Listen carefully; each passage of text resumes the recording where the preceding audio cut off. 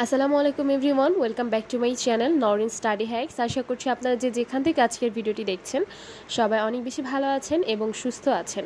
তো আজকের ভিডিওটি থাকবে হচ্ছে এসএসসি 2023 সালের যে পরীক্ষা এবং সেই পরীক্ষার যে ইংলিশ ফার্স্ট পেপার কোশ্চেন প্যাটার্নটা কীরকম হবে শর্ট সিলেবাসের আলোকে সেটা। তো এটা দেখতে হলে সম্পূর্ণ ভিডিওটি দেখতে হবে এবং আমার চ্যানেলটিকে যারা এখনও সাবস্ক্রাইব করেনি তারা সাবস্ক্রাইব করে রাখবেন, যাতে করে আমি যে কোনো ইম্পর্টেন্ট বা গুরুত্বপূর্ণ ভিডিওগুলো যে দিয়ে থাকি সেগুলো নোটিফিকেশন আপনাদের কাছে সাথে সাথে চলে যায়।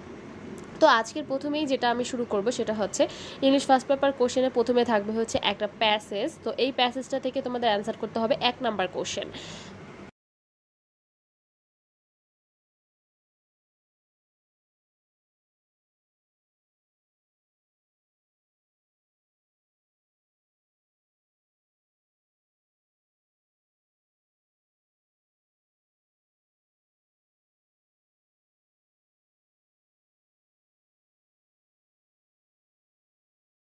তো 1 নাম্বার প্রশ্নে হচ্ছে 10 নাম্বার থাকবে। তো এই 10 নাম্বারে হচ্ছে প্রত্যেকটি এমসিকিউর জন্য 10 করে থাকবে, সরি প্রত্যেকটি এমসিকিউর জন্য 1 করে থাকবে। তো এখানে 10টা এমসিকিউ থাকবে, তো তোমরা এখানে 10 নাম্বার পেতে যাচ্ছ। তো যেহেতু হচ্ছে এসএসসি 2023 সালের পরীক্ষা শর্ট সিলেবাসে হবে, সেহেতু হচ্ছে আমাদের কোশ্চেনে অনেক চেঞ্জ এসেছে এবং এই কোশ্চেনগুলো হচ্ছে কীভাবে হবে এটা আমি একটা স্কুলের প্রশ্ন নিয়ে তোমাদেরকে দেখাচ্ছি। এটা প্রি টেস্ট, এসএসসি যারা 23 সালের পরীক্ষাতে আছে তাদের প্রি টেস্টের কোশ্চেনটা দেখাচ্ছি। তো তোমরা বুঝতেই পারছো যে এই প্যাটার্নে আসলে এসএসসি 2023 পরীক্ষা হতে যাচ্ছে। তো তোমরা এরকম কোশ্চেনের ভিডিও যদি আরও পেতে চাও অবশ্যই ভিডিওটি লাইক করবে বেশি বেশি এবং শেয়ার করবে।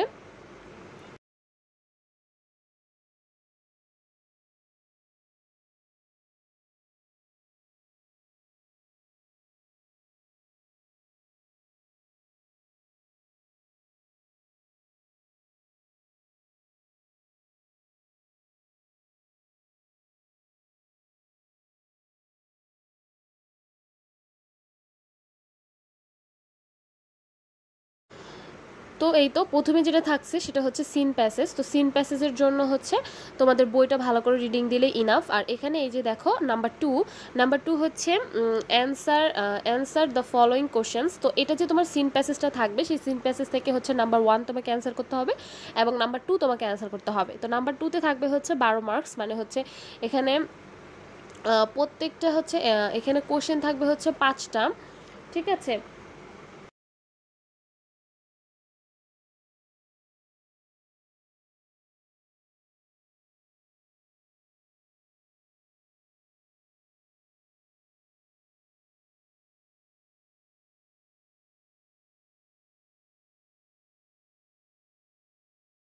তো এখানে হচ্ছে 12 করে থাকবে তোমাদের নাম্বার 2তে। তো আগে যখন এসএসসি পরীক্ষা হতো তখন এখানে থাকতো 10 মার্কস। তো তোমাদের অনেক বেশি পরিবর্তন করা হয়েছে। আর এখানে দেখো সিন প্যাসেজ 2, মানে তোমাদের বই থেকে আরেকটি প্যাসেজ দিয়েছে, আরেকটা প্যাসেজ থাকবে। তো তোমরা বুঝতেই পারছো ইংলিশ টেক্সট বুক যেটা সেটা রিডিং পড়ার হচ্ছে কোনো বিকল্প নেই, কারণ এখান থেকে 2টা প্যাসেজ থেকে তোমাদের কোশ্চেন আসবে। তো সিন প্যাসেজ আরেকটা হচ্ছে এসেছে। তো এই সিন প্যাসেজটার উপর ভিত্তি করে তোমাদের আরও কিছু প্রশ্নের উত্তর দিতে হবে। তো এই সিন প্যাসেজটার প্রথম সিন প্যাসেজ যেটা থাকবে সেটা থেকে 1 এবং 2 অ্যান্সার করতে হবে এবং ওইটাতে থাকবে হচ্ছে মোট 22 মার্কস, ঠিক আছে, প্রথম সিন প্যাসেজ থেকে। তো বুঝতেই পারছো হিউজ নাম্বার। আর সিন প্যাসেজ 2 থেকে দেখো কি থাকছে। আর এই তো ভিডিওর মাঝখানে তোমাদের আরেকটি ছোট্ট একটা রিকোয়েস্ট করব যে আমার ভিডিওগুলো যদি তোমাদের ভালো লেগে থাকে কিন্তু এখনও চ্যানেলটিকে সাবস্ক্রাইব করোনি, রেগুলার ভিডিওগুলো দেখো, তারা হচ্ছে আমি যেরকম ইম্পর্টেন্ট নোটিস বা হচ্ছে বিষয়ের টপিক্সের উপর ভিডিও করে থাকি শিক্ষামূলক, তোমরা চাইলে কিন্তু আমার চ্যানেলটিকে সাবস্ক্রাইব করে রাখতে পারো। তারপরে থাকবে হচ্ছে এই সিন প্যাসেজের উপর ভিত্তি করে 3 নাম্বার কোশ্চেন এবং 4 নাম্বার কোশ্চেন। তো 3 নাম্বার কোশ্চেনে থাকবে হচ্ছে 5টা হচ্ছে শূন্যস্থান। তো এই 5টা শূন্যস্থান পূরণ করতে হবে তোমাকে।